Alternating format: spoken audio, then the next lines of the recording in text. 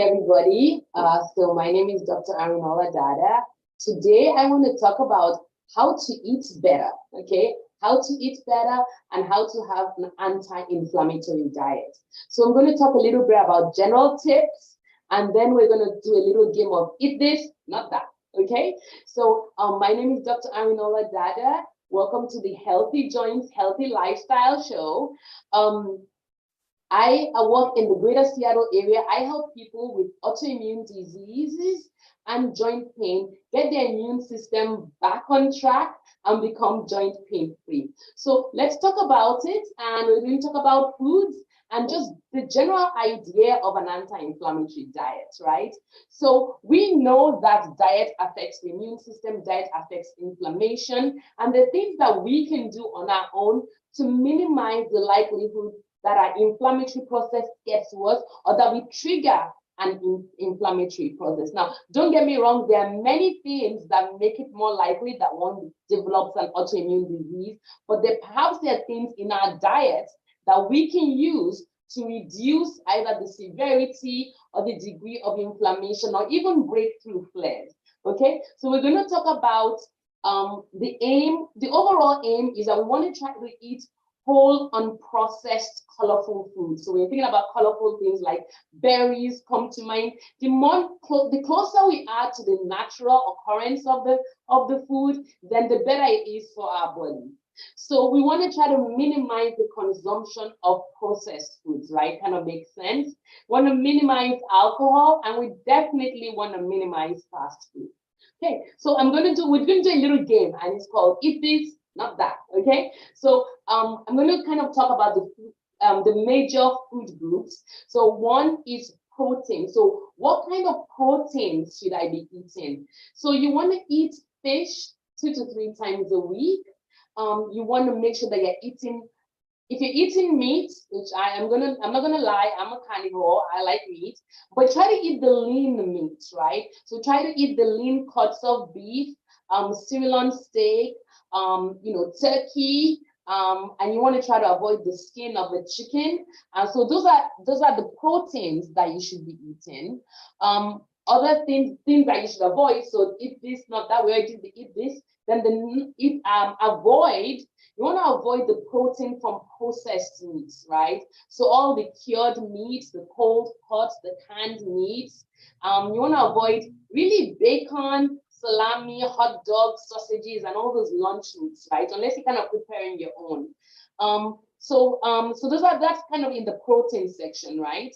Let's go to the next thing, carbs, right? Carbohydrates. There are healthy carbs, as you can imagine. Fruits and vegetables, you want to eat as much of that as possible. That's healthy.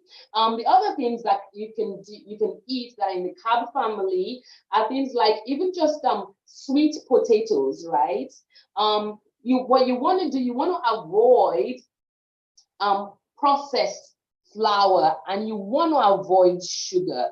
Sugar specifically just spikes up your insulin and aggravates inflammation in your system, right?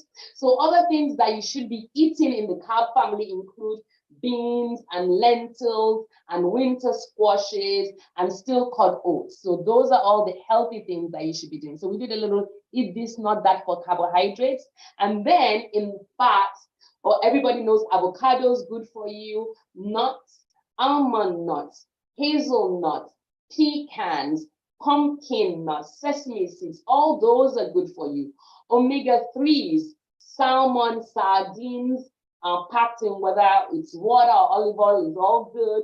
Black cod, olive oil and avocado, mentioned that already. So those are kind of the healthy fats that we should be ingesting.